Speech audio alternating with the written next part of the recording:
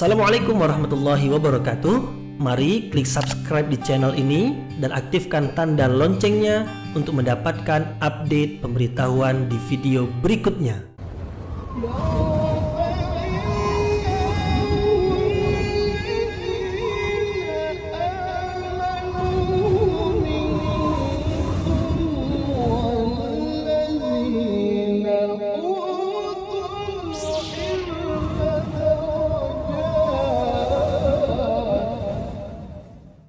A'udzu billahi minasyaitonir rajim. Bismillahirrahmanirrahim. Assalamualaikum warahmatullahi wabarakatuh. Alhamdulillahi rabbil alamin wa bihi nasta'inu ala umurid dunya waddin. Nasta'inuhu wa nastaghfiruh wa na'udzu billahi min syururi anfusina wa min sayyiati a'malina. فَمَنْ يَهْدِهِ اللَّهُ فَلَا مُضِلَّ لَهُ وَمَنْ يُضْلِلْ فَلَا هَادِيَ لَهُ أَشْهَدُ أَنْ لَا إِلَهَ إِلَّا اللَّهُ وَحْدَهُ لَا شَرِيكَ لَهُ وَأَشْهَدُ أَنَّ مُحَمَّدًا عَبْدُهُ وَرَسُولُهُ لَا نَبِيَّ بَعْدَهُ أَمَّا بَعْدُ. Kita bersyukur kepada Allah Subhanahu wa taala yang masih melimpahkan rahmat dan nikmat. Kita bersyukur dengan mengucapkan Alhamdulillahirabbil alamin.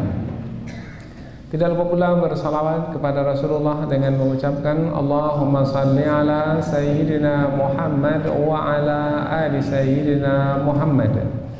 Dan bersalam kepada Rasulullah dengan mengucapkan Assalamu alayka ya Rasulullah. Alhamdulillah kita dapat kembali meneruskan pengajian tafsir ayat-ayat suci Al-Quran yang insyaAllah kita akan teruskan kepada ayat yang ketiga dari surah An-Nisa, yaitu ayat yang menerangkan supaya orang-orang beriman hendaklah bertakwa kepada Allah, memelihara diri dari murka Allah Subhanahu wa taala, yaitu dengan mengikuti perintah Allah dan menjauhi larangan Allah. Di antara perintah Allah adalah berlaku adil terhadap anak-anak yatim. Anak-anak yatim adalah anak-anak yang kedudukannya lemah karena ayah mereka telah meninggal dunia, sementara ayah adalah yang melindungi. Apalagi apabila anak yatim tersebut adalah seorang wanita. Kemudian ada pula yang berkeinginan untuk menikahinya. Wanita biasanya apabila ia dinikahi mesti bersama dengannya wali. Walinya adalah ayahnya. Tetapi karena ia adalah seorang anak yatim, maka ia tidak memiliki ayah lagi. Maka posisi anak yatim yang wanita yang ingin dinikahi ini posisinya sangat lemah sekali. Mungkin saja peluang terbuka bagi laki-laki yang menikahinya itu untuk menganiayanya.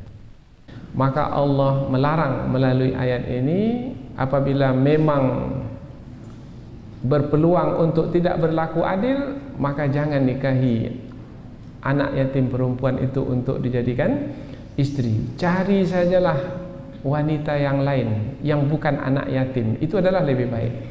Sebab berlaku aniaya terhadap anak yatim itu adalah dosa yang sangat besar dan mungkin akan menambah lagi kesengsaraan ke atas anak yatim. Dahulu sudahlah sengsara disebabkan karena wafat ayahnya, sekarang pula lagi sengsara di bawah penganiayaan suaminya yang tidak berlaku adil ke atas dirinya. Nah, maka Allah memerintahkan kalau memang tak mampu berlaku adil, maka kawinilah wanita yang lain. 2 boleh, 3 boleh, 4 pun juga boleh. Tetapi tidak boleh lebih dari jumlah 4 yang telah ditetapkan. Nah, jadi ada dua perkara dalam ayat ini, yaitu perkara pertama yaitu memelihara diri untuk tidak menganiaya anak yatim, dan kedua adalah syariat poligami. Dan syariat poligami ini diletakkan di alam ayat seperti ini ada rahasianya. Maka dalam tafsir nanti kita akan sebutkan, yaitu tujuannya adalah meskipun dibenarkan untuk mengawini atau menikahi wanita itu lebih dari 1, 2, 3 ataupun 4, tetapi mesti dengan syarat, yaitu mampu untuk berlaku adil. Apabila tidak mampu, maka hendaklah menikahi 1 orang wanita saja. Dengan menikahi 1 wanita itu adalah lebih dekat untuk dapat berlaku adil. Sebab apabila lebih dari 1 memungkinkan untuk tidak berlaku adil. Lebih banyak, lebih tidak berlaku adil. Apa sebab? Sebab kecenderungan hawa nafsu membuat seseorang untuk tidak berlaku adil. Yang menghalang seseorang untuk tidak berlaku adil adalah keinginan-keinginan hawa nafsunya. Apabila 4 istrinya, bermakna keinginan hawa nafsunya adalah kepada 4 istri. Dan mampukah dia untuk menyampaikan hak-hak ke-4 istrinya itu dengan sempurna? Apabila mampu, bermakna dia berlaku adil. Kalau tidak mampu, maka dia tidak berlaku adil, maka ia akan melakukan penganiayaan. Apabila ia akan melakukan penganiayaan, maka bermakna sama dengan menempah, sama dengan memboking, sama dengan apa menempah ya? Memesan, sama dengan memesan azab dan siksa Allah di dunia ini dan di akhirat nanti. Hidupnya tak selamat, hidup keluarganya tidak selamat, kemudian masyarakat Islam pun akan menjadi lemah, kemudian di akhirat pula ia mesti mempertanggungjawabkan penganiayaan yang ia lakukan selama hidup di dunia. Jadi harapkan kesenangan hawa nafsu, rupanya kesengsaraan di dunia dan di akhirat. Maka syariat poligami dalam ayat ini dikaitkan dengan perintah menjaga kemaslahatan anak yatim, karena kedua-dua perkara tersebut adalah perkara yang mesti diperhatikan dengan seksama dan teliti, bukan menjalaninya begitu saja. Jadi syariat poligami di dalam Islam sangat ketat sekali, dan bukan bermakna pula ia tidak mungkin dilakukan sama sekali. Jadi nanti insya-Allah melalui pembahasan tafsir kita ini, kita akan melihat bahwasanya Allah yang maha bijaksana apabila menetapkan satu syariat, pasti di dalamnya ada kebijaksanaan. Mustahil Allah yang maha bijaksana menetapkan syariat yang buruk, atau menetapkan syariat yang membawa kepada kezaliman terhadap wanita. Karena itu yang kita dengar pada hari ini, yaitu poligami itu adalah merendahkan kedudukan wanita. Tetapi sebenarnya apabila diteliti lebih dalam, bahwasanya poligami itu bisa saja, ada kata bisa saja untuk meninggikan kedudukan wanita. Nanti kita akan lihat insyaallah melalui tafsir ayat ini. Jadi ayat ini masih lagi ada kaitan dengan ayat sebelumnya, yaitu kaitan tentang memelihara kepentingan, kemaslahatan anak yatim. Apabila dalam ayat sebelum ini kaitannya dengan harta benda anak yatim, maka yang sekarang ini pula adalah kepentingan anak yatim dengan lebih luas lagi, yaitu kepentingan kehidupan anak yatim. Lebih khusus lagi adalah kehidupan wanita anak yatim yang sudah mulai dewasa, yang akan dinikahi. Allah Subhanahu wa ta'ala ketika meletakkan syariat pasti ada hikmah di sebaliknya. Maka kita ingin melihat hikmah apa agaknya di sebalik syariat poligami ini. Allah Subhanahu wa taala berfirman, a'udzubillahi minasyaitonirrajim, bismillahirrahmanirrahim. Wa in khiftum alla tuqsitu fil yatama fankihu ma taba lakum minan nisa masna wa thulatha wa ruba'. Fa in khiftum alla ta'dilu fawahidatan aw ma malakat aymanukum dzalika adna alla ta'udu. Allah berfirman, wa in khiftum, wa dan in, jika khiftum kamu takut, alla tuqsitu fil yatama, alla kamu tidak akan, tuqsitu berlaku adil, fil yatama dalam perkara anak-anak yatim. Anak-anak yatim yang dimasukkan dalam ayat ini adalah anak-anak yatim dari kalangan perempuan, dari kalangan wanita yang telah mulai dewasa dan akan dinikahi. Fankihu ma taba lakum minan nisa, fankihu maka nikahilah. Kalau kamu rasa tidak akan mungkin berlaku adil terhadap anak-anak yatim yang akan kamu nikahi, maka nikahilah ma taba lakum minan nisa, yaitu wanita-wanita yang kamu senangi tetapi selain dari anak yatim, yaitu wanita-wanita lain. Jadi ada berapa wanita yang dimasukkan dalam ayat ini? Ada dua. Ada wanita-wanita dari kalangan anak yatim, ada wanita-wanita yang bukan dari kalangan anak yatim.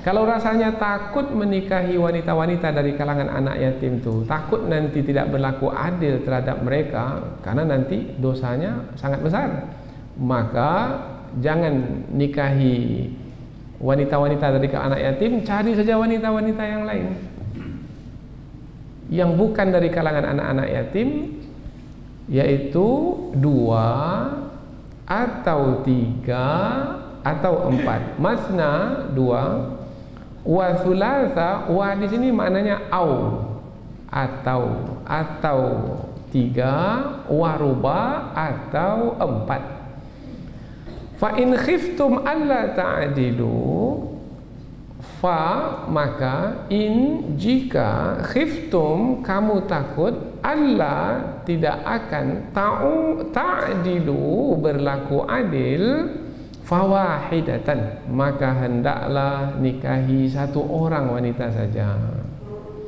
Au ma malakat aimanukum, atau ma malakat aimanukum, atau hamba-hamba sahaya atau budak-budak sahaya yang kamu miliki. Itu sajalah yang kamu pilih apabila kamu merasa takut untuk tidak berlaku adil. Zalika adna alla ta'ulu. Zalika yang sedemikian itu yang dimaksud adalah menikahi 1 orang wanita saja, atau mencukupkan dengan memiliki hamba-hamba sahaya saja. Yang sedemikian itu adna adalah yang lebih dekat, alla ta'ulu supaya kamu tidak berlaku aniaya. Sebab bila kamu berlaku aniaya bermakna kamu berdosa. Apabila kamu berdosa bermakna kamu akan disiksa mungkin di dunia ini dan juga pasti di akhirat nanti. Jangan hanya karena kehidupan dunia, yaitu menikahi wanita, kemudian kamu pula akan disiksa di dunia ini atau di akhirat nanti. Orang yang pandai dan bijaksana tidak akan mungkin hanya karena kehidupan dunia ini kemudian menempah atau memesan azab dan siksa Allah Subhanahu wa taala. Kita ulang dari awal ayat. Dan jika kamu takut untuk tidak berlaku adil dalam perkara menjaga anak-anak yatim dari kalangan wanita atau wanita-wanita anak yatim, maka nikahilah wanita-wanita yang lain yang kamu senangi, 2 atau 3 atau 4. Maka jika kamu takut untuk tidak berlaku adil, maka hendaklah kamu menikahi 1 orang wanita saja, atau kamu mencukupkan diri dengan hamba-hamba sahaya yang ada padamu. Yang sedemikian itu adalah lebih dekat untuk tidak berlaku aniaya. Jadi ayat ini ada 2 perkara di dalamnya, yaitu perkara menikahi wanita dari kalangan anak yatim, kemudian menikahi wanita dengan yang lebih umum sifatnya, yaitu wanita yang lain. Kemudian dalam menikahi wanita ini ada di dalam Islam syariat poligami, yaitu menikahi wanita lebih dari 1. Namun Allah meletakkan syaratnya. Boleh, tapi dengan syarat mesti berlaku adil. Kalau rasanya tak mampu berlaku adil, maka hendaklah 1 orang saja, karena itulah yang lebih dekat kepada untuk tidak berlaku aniaya, sehingga selamat dunia, selamat akhirat. Inilah dia kesimpulan dari ayat. Sekarang kita akan lihat ayat ini dengan lebih terperinci lagi. Di permulaan ayat ada perkataan wa, bermakna ayat ini adalah lanjutan dari ayat yang sebelumnya. Apabila ayat sebelumnya adalah berkaitan dengan ayat yatim, ini pun juga berkaitan dengan anak yatim. Kemudian ayat yang sebelum ini berkaitan dengan yatim, ada lagi kaitan dengan ayat yang sebelumnya, yaitu seruan bertakwa kepada Allah. Jadi ayat ini masih lagi konteksnya adalah bertakwa kepada Allah. Kalau disebut kata bertakwa, maknanya memelihara diri dari murka Allah, yaitu dengan mengikuti perintah Allah dan menjauhi larangan Allah, sehingga terpelihara dari murka Allah, dari azab Allah di dunia berupa berbagai macam malapetaka yang Allah tetapkan, mungkin pada badan, mungkin pada keluarga, mungkin pada harta benda dan lain sebagainya. Dan di akhirat kelak adalah berupa azab dan siksaan yang pada akhirnya adalah di dalam neraka. Jadi wa di sini masih lagi kaitan dengan seruan bertakwa. Kemudian in khiftum, kalau kita jumpai kata jika, bermakna ayat ini menerangkan tentang suatu keadaan. Jika, nah, apabila rasanya akan menjumpai keadaan yang seperti itu, maka umpamanya dalam ayat ini, jika kamu takut untuk tidak berlaku adil. Nah, keadaan yang mana yang dimaksudkan? Keadaan yang dimaksud adalah keadaan yang mana seseorang dalam keadaan tersebut tidak berlaku adil. Nah, jika kamu takut kepada keadaan yang seperti itu, tidak berlaku adil kepada, di permulaan ayat adalah kepada anak-anak yatim yang dinikahi, bermana anak yatim yang wanita. Nah, rasanya kan seseorang itu bisa merasa-rasa, karena dia melihat diri dia. Oh ya, saya ini hawa nafsu saya, amarah saya, kemudian pertimbangan akal saya, kemudian tentang rezeki saya. Dengan lihat keadaan saya ini, saya tak mungkin berlaku adil. Dia bisa merasakan keadaan yang seperti apa apabila ia menikahi wanita dari kalangan anak yatim. Ini saya tak mungkin berlaku adil. Nah, kalau rasanya tak mungkin berlaku adil, maka jangan melakukan. Sebab kalau melakukan juga tahu tidak akan mungkin berlaku adil, kemudian melakukan juga bermakna sama dengan membawa diri ke dalam murka Allah Subhanahu wa taala. Permulaan ayat pula, dan jika kamu takut. Kita sudah tahu makna takut. Takut maknanya tidak suka kepada perkara buruk yang akan terjadi. Apa perkara buruk yang akan terjadi? Perkara buruk yang akan terjadi adalah melakukan penganiayaan terhadap anak yatim. Karena itu adalah dosa besar, maka nanti akan menanggung azab yang besar pula. Itu adalah perkara buruk. Dan jika kamu takut untuk tidak berlaku adil terhadap anak-anak yatim, karena kamu tahu anak yatim itu anak yang tidak ada ayahnya. Dan kalau seseorang itu tidak ada ayahnya, tak ada yang melindunginya, tak ada yang menjaganya, maka peluang untuk menganiaya anak tersebut besar sekali. Umpamanya ada perkataan orang, umpamanya kalau dia sudah marah kepada seseorang, kemudian orang tersebut tidak punya pelindung, tidak punya penolong, maka peluang besar sekali untuk menganiayanya, memukulnya umpamanya. Nah, saya pukul kamu nanti. Mengadulah kepada siapa kamu mengadu. Nah, kan ada kita dengar perkataan orang seperti itu. Mengapa keluar perkataan seperti ini? Karena dia tahu tak ada tempat mengadunya. Maka mudah sekali nanti untuk memukul, untuk melakukan penganiayaan. Tetapi kalau bapaknya masih ada, bapaknya garang pula, tak berani pula. Karena nanti dia mengadu kepada bapaknya. Ini untuk menerangkan bahwasanya posisi anak yatim yang akan dinikahi itu sangat lemah sekali, sangat hampir kepada suaminya nanti untuk melakukan penganiayaan terhadap dirinya. Maka Allah halang dengan ayat ini. Kalau memang kamu berkeinginan untuk menikahi wanita anak yatim itu, dan kamu termasuk orang yang mungkin tidak akan berlaku adil, jangan kamu nikahi ia. Nah, ini mana ayat ini. Jadi ayat ini adalah untuk memelihara, untuk menjaga anak-anak yatim. Dan jika kamu takut untuk tidak berlaku adil terhadap anak-anak yatim, apa makna adil? Dalam ayat ini kata adil ada dua, dan kedua kata adil tersebut berbeda. Yaitu satu, Allah gunakan kata tuqsitu, alla tuqsitu. Dalam terjemahan maknanya adil juga. Al-qist maknanya keadilan. Kemudian juga alla ta'dilu, supaya kamu alla ta'dilu, apabila kamu tidak akan berlaku adil. Al-adlu keadilan, adil juga.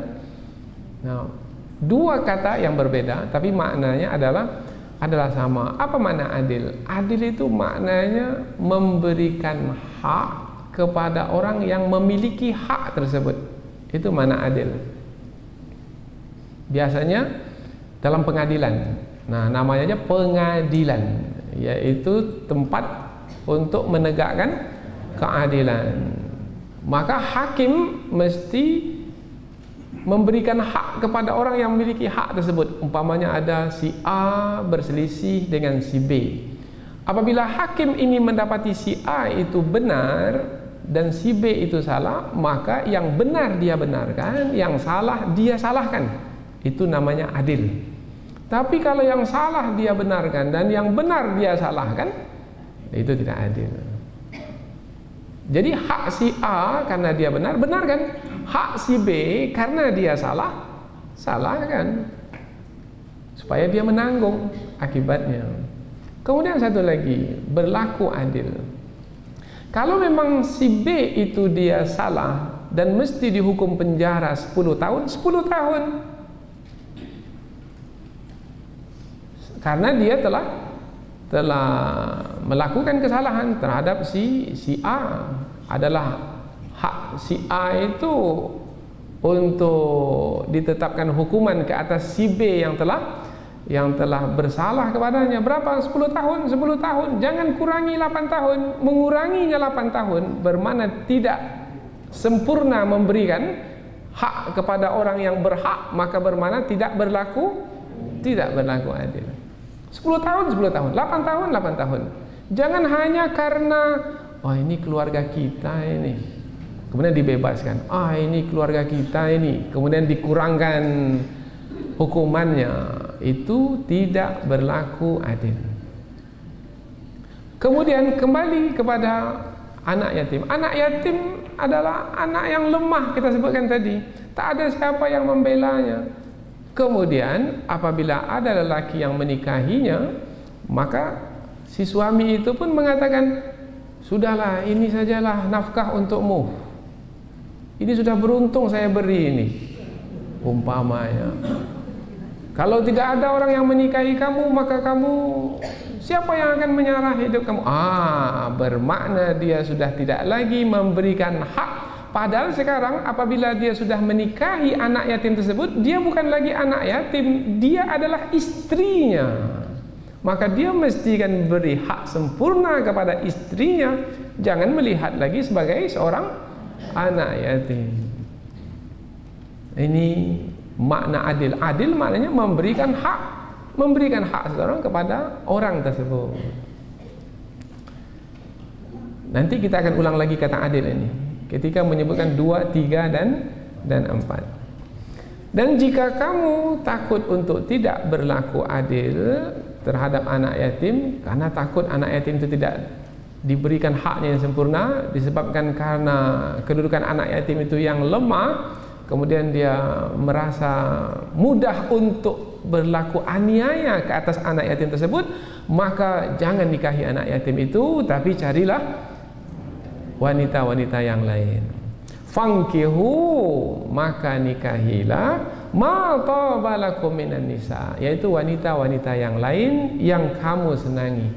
Nah, kata yang kamu senangi di dalam ayat ini, ma taba lakum, taba yatibu tayyib. Makna tayyib di sini baik. Innallaha tayyibun la yaqbalu illa tayyiba. Sesungguhnya Allah itu baik dan menyukai yang baik, tidaklah menerima kecuali yang baik pula. Lelaki yang tayyib, mana laki-laki yang baik. Wanita yang tayyibah, maknanya wanita yang baik. Baldatun tayyibatun, maknanya negeri yang baik. Makna tauba di sini maknanya baik. Ini memberikan isyarat bahwasanya apabila menikahi wanita itu hendaklah wanita yang baik dan dengan tujuan yang baik. Berarti dalam berumah tangga tidak boleh tujuannya tidak baik. Seperti apa tujuan yang tak baik? Yaitu hanya ingin menyampaikan kehendak hawa nafsu saja. Nikahi wanita 4 hari, setelah itu diceraikan, umpamanya.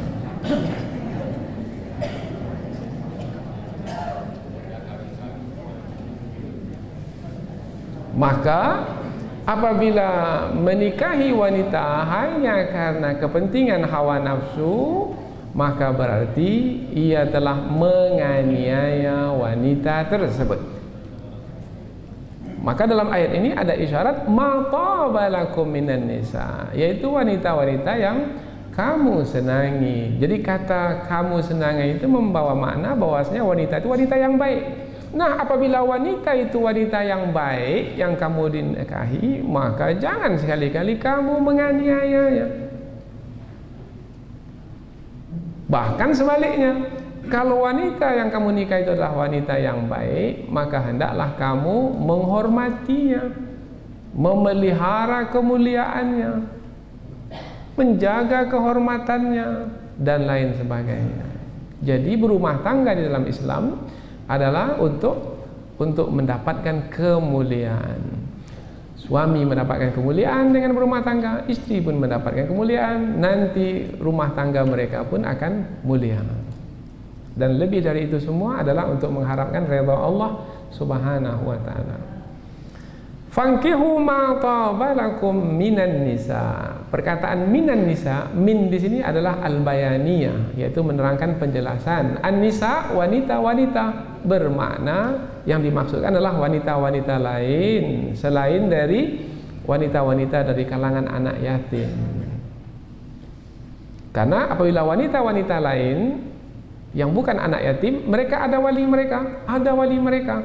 Nah, apabila ada wali mereka, bapak mereka, maka akan dapat menahan dirimu dari melakukan penganiayaan terhadap terhadap mereka, karena kamu akan ada segan, akan ada hormat terhadap bapak-bapak mereka, mertua-mertuamu. Kira-kira begitulah bunyi ayat ini. Kemudian Allah sebutkan masna wa sulasa wa ruba, yaitu nikahilah wanita-wanita yang kamu senangi, yang lain dari anak-anak yatim itu 2 atau 3 atau 4. Mengapa disebut di sini perkataan 2 atau 3 atau 4?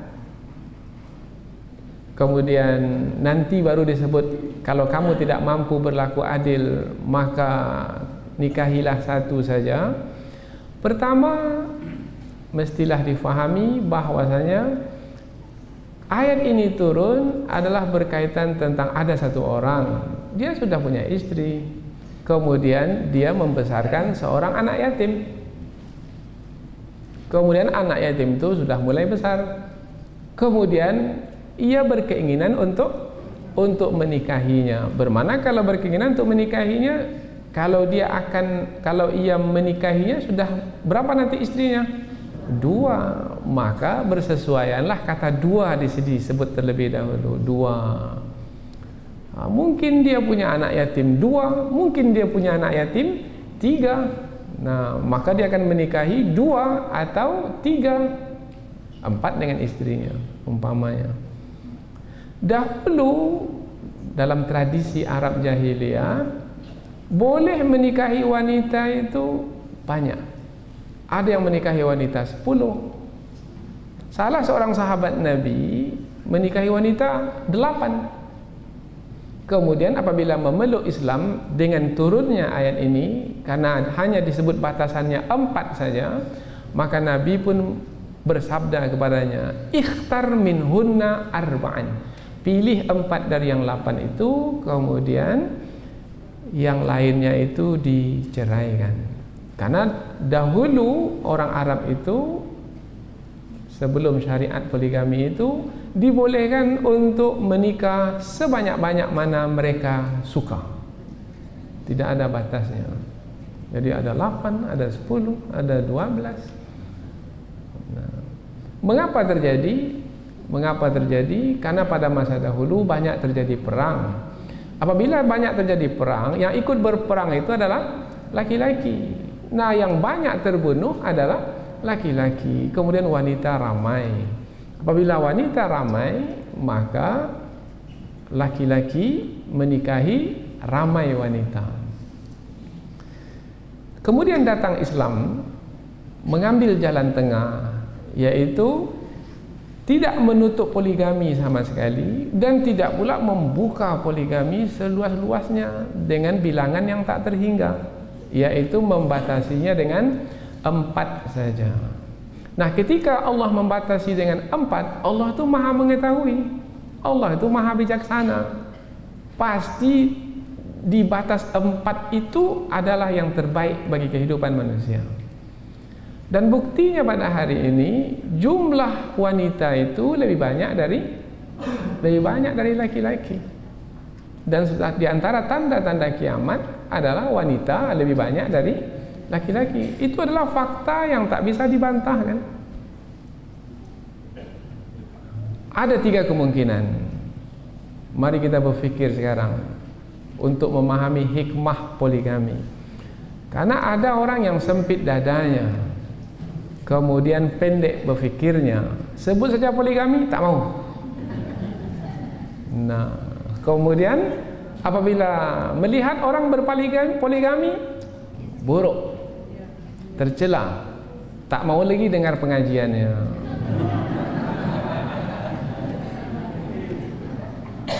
Padahal pendakwah itu sangat terkenal sekali seluruh negara. Nah, kemudian memandang buruk hanya disebabkan karena satu masalah itu saja. Akhirnya cara dakwahnya yang bagus, penyampaiannya yang baik selama ini buruk saja semuanya, hanya karena masalah yang satu itu. Kesian ustadz tersebut. Apa salahnya? Bukankah yang beliau jalankan adalah yang juga dibolehkan oleh Allah Ta'ala? Tetapi tidak pula kita buka keran besar-besar sehingga siapa saja boleh melakukannya. Oh tidak, maka nanti ada ayat, kalau kamu tidak mampu berlaku adil, maka hendaklah satu saja. Sekarang kita lihat ke fakta. Pada hari ini wanita lebih banyak dari laki-laki. Ada di beberapa tempat seperti di Palestina itu jumlah wanitanya sangat banyak sekali, karena yang laki-lakinya banyak yang terbunuh, gugur sebagai syuhada. Dan mereka pula tidak keluar dari Palestina, mereka bertahan di Palestina. Jadi di beberapa tempat wanita itu terlalu banyak berbanding dengan laki-laki. Apabila tidak ada syariat poligami, kalau kita hanya memilih satu kawin dengan satu saja, kalau katakanlah 1:4 umpamanya, kita ambil yang 1:4 sajalah. Allah tahu bandingan yang sebenarnya, sehingga Allah tetapkanlah syariat poligami batasan paling tinggi 4. Andai kan jumlah perempuan itu 4 kali lebih banyak dari laki-laki, kalau kita tetapkan 1 dan 1, bermakna ada berapa wanita yang tidak berumah tangga? Ada 3. Bukankah yang 3 itu berhak juga untuk berumah tangga? Tak berhak?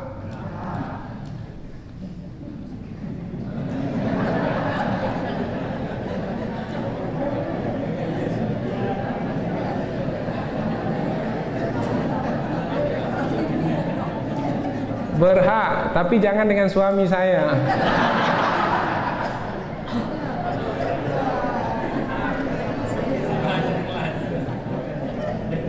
Baik, berikutnya lagi. Ini kita cerita bukan masalah kasus orang-orang tertentu, tidak. Kita cerita syariat Islam. Maka kita sebut syariat poligami yang Allah tetapkan untuk menyelesaikan bukan pada tataran individu atau kelompok tertentu, tetapi adalah untuk menyeluruh bagi umat ini secara keseluruhan. Atau yang kedua yaitu kita tak bolehkan poligami sama sekali, satu-satu. Kemudian dibolehkan pula umpamanya perkawinan yang tidak resmi. Itu yang terjadi sekarang di Indonesia, yaitu perkawinan tidak resmi, tidak dicatatkan di negara, tetapi berlaku juga. Kononnya sudah cukup syarat dan rukunnya, karena ada walinya, ada saksinya, kemudian ada yang menikahkannya, kemudian ada ijab kabulnya, ada maharnya. Nah, tetapi wanita itu akan menjadi korban, yaitu apabila nanti ada berlaku perceraian umpamanya, wanita itu tak dapat apa-apa, karena nanti mengadu ke pengadilan agama. Pengadilan agama tak akan menerima, sebab pernikahannya itu tidak diperakui oleh negara.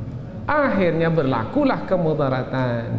Sementara dalam Islam la dharara wa la dirar, tidak boleh mendatangkan kemudaratan kepada siapapun. Apabila pintu poligami ditutup rapat-rapat, maka laki-laki yang tidak punya keimanan yang cukup, maka ia akan menyelesaikan masalahnya dengan berumah tangga dengan cara bersembunyi-sembunyi. Atau yang lebih buruk lagi dari itu adalah melakukan perzinahan.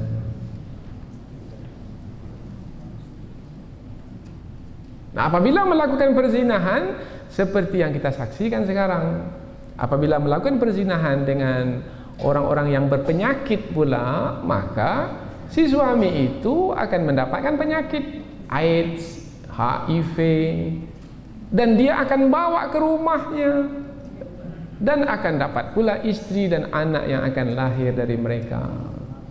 Dan pada hari ini yang paling banyak membawa HIV ke rumah itu adalah suami yang melakukan perzinahan di luar, karena pintu poligami ditutup.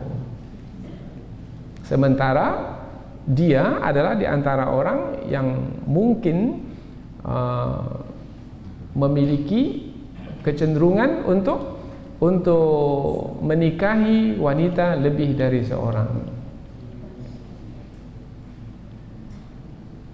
Atau kemungkinan yang ketiga. Kemungkinan yang pertama bertentangan dengan fitrah. Kemungkinan yang kedua juga bertentangan dengan fitrah, bahkan lebih buruk lagi. Dan kemungkinan yang ketiga adalah membolehkan poligami. Mana kira-kira yang lebih diterima oleh akal?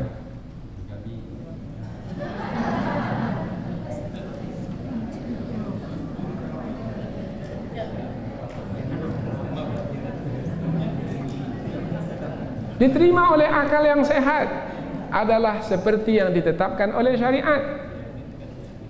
Tetapi budaya di luar Islam dia tidak menyukai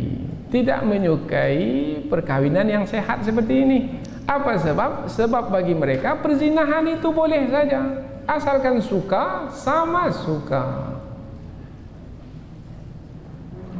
Dan karena kita dipaksakan untuk menerima budaya yang di luar dari Islam, akhirnya kita membenci syariat Islam. Bukan bermakna ketika kita menyampaikan ini adalah kita membuka syariat poligami itu kepada siapa saja. Tidak.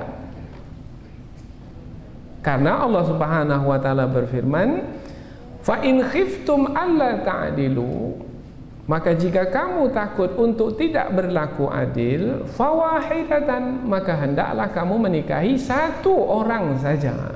Jadi Allah memberikan syarat yang ketat, yaitu mesti berlaku adil. Berlaku adil sudah kita katakan tadi, yaitu memberikan hak kepada orang yang memiliki hak. Wanita-wanita itu, istri-istri itu dia juga memiliki hak. Apabila 4 wanita yang dinikahi, bermakna keempat-empatnya memiliki hak. Ada hak yang berkaitan dengan badan, memberi makan, minum, pakaian, tempat tinggal. Ada yang berkaitan dengan akal, memberikan ilmu yang cukup kepada istri tersebut. Sebab istri itu berada di bawah tanggung jawab suami. Kemudian yang lebih lagi adalah hak yang berkaitan dengan jiwa, dengan hati, dengan emosi, dengan perasaan. Mereka juga punya hak untuk dikasihi, disayangi, dipelihara, dijaga, dan lain sebagainya. Nah, mampukah suami ini untuk memberikan hak kepada 4 istrinya itu?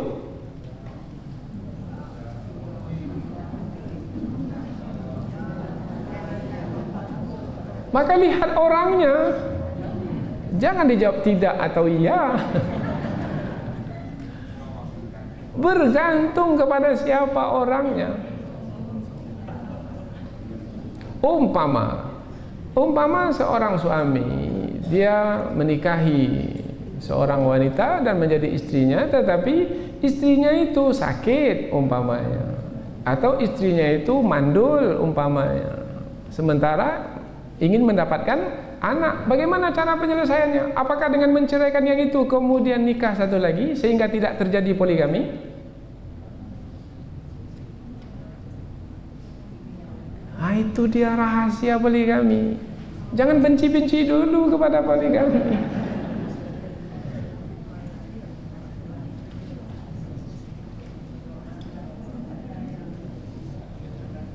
Dan masih banyak lagi perkara-perkara yang lain yang mungkin muncul di tengah masyarakat, yang mungkin poligami adalah salah satu dari penyelesaiannya. Kemudian apabila telah menikahi 2, 3, atau 4, maka masing-masing itu punya hak-hak masing-masing. Maka bagaimana menyampaikan hak kepada istri tersebut? Jangan hanya karena yang muda sangat disukai, kemudian tidak lagi memberikan hak kepada yang tua.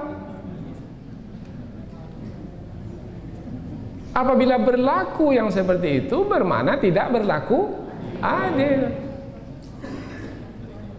Oh, berat. Karena kecenderungan manusia, laki-laki, yang tua atau yang muda? Yang sehat atau yang sakit? Dan seterusnya. maka boleh jadi perkara-perkara yang diinginkan oleh hawa nafsu itu membuatnya untuk tidak berlaku adil, untuk tidak memberikan hak kepada orang yang memiliki hak tersebut. Contoh mudah sekarang ini, umpamanya ada yang memilih untuk kawin siri, nikah siri, dan wanita itu tahu karena dia telah dinikahi siri, maka tak apalah, tak dapat giliran tak apalah. Yang penting ada suami. Nah, akhirnya si wanita tersebut tidak lagi mendapatkan haknya yang sempurna. Maka si suami ini tidak berlaku adil. Bermakna dia telah menempah api neraka hanya karena dunia. Maka bukan perkara yang mudah, bukan perkara yang ringan. Ini adalah perkara yang berat karena berkaitan dengan tanggung jawab dan akan dipertanggungjawabkan. Maka kalau takut untuk tidak berlaku adil, maka hendaklah satu saja. Karena satu saja bermakna konsentrasi kepada yang satu itu saja. Yang satu itu pun tak berlaku adil, apalagi 2, 3, 4. Karena ada pula sebahagian dari suami berpoligami itu bukan karena niat baik, untuk tujuan baik, tidak, untuk berlomba dengan kawannya yang lain. Bermakna adalah karena kepentingan duniawi. Au ma malakat aimanukum, atau kalau kamu takut untuk tidak berlaku adil, maka cukupkan sajalah dengan hamba-hamba sahaya yang kamu miliki. Hamba-hamba sahaya mungkin sekarang sudah tidak ada lagi, tapi dahulu ada.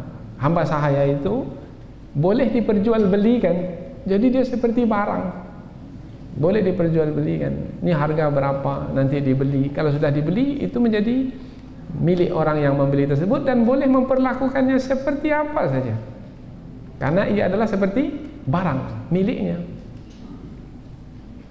termasuklah mempergaulinya. Itu pada masa dahulu. Pada masa sekarang sudah tidak ada lagi. Tapi ada juga yang berpendapat pada masa sekarang, kononnya TKW yang ada di luar negeri itu adalah hamba-hamba sahaya, sehingga diperlakukan tidak senonoh oleh majikannya. Itu tidak bisa diterima, karena ini hanya berlaku pada masa dahulu yang wanita tersebut diperjualbelikan. Apakah tenaga kerja wanita yang di luar negeri itu diperjualbelikan? Tidak, mereka itu bekerja dan sampai masanya, apabila habis kontraknya, dan mereka kembali. Dan malah ramai di antara wanita-wanita tersebut sudah punya suami ketika di tanah air. Nah, kalau rasanya tidak mampu untuk menikahi 2, 3 atau 4, maka nikahi 1 atau mencukupkan diri dengan hamba-hamba sahaya yang dimiliki. Yang sedemikian itu adalah lebih dekat untuk tidak berlaku aniaya. Bermakna apabila ujung ayat yang sedemikian itu adalah lebih dekat untuk tidak berlaku aniaya, bermakna tujuan syariat itu sebenarnya adalah jangan kamu berlaku aniaya. Itu yang menjadi tujuan. Tidak ada maknanya kamu menyampaikan kehendak hawa nafsumu, tetapi kamu jadi melakukan penganiayaan terhadap orang lain, kemudian kamu akan menanggung akibatnya. Karena pasti setiap penganiayaan yang dilakukan ia adalah berupa dosa yang akan diterima oleh pelakunya berupa siksa. Allah Subhanahu wa taala tidak ingin hamba-hamba itu terperangkap kepada penganiayaan terhadap orang lain kemudian menanggung siksa. Maka diturunkanlah syariat yang bisa menjaga kehormatan, kemuliaan dan keselamatan mereka. Di antaranya adalah syariat poligami, tetapi dengan syarat yang ketat, yaitu mesti berlaku adil. Mudah-mudahan apa yang kita pelajari dalam kesempatan ini ada manfaatnya insyaallah. Subhanakallahumma wa bihamdika asyhadu an la ilaha illa anta wa astaghfiruka wa atubu ilaik. Wassalamualaikum warahmatullahi wabarakatuh.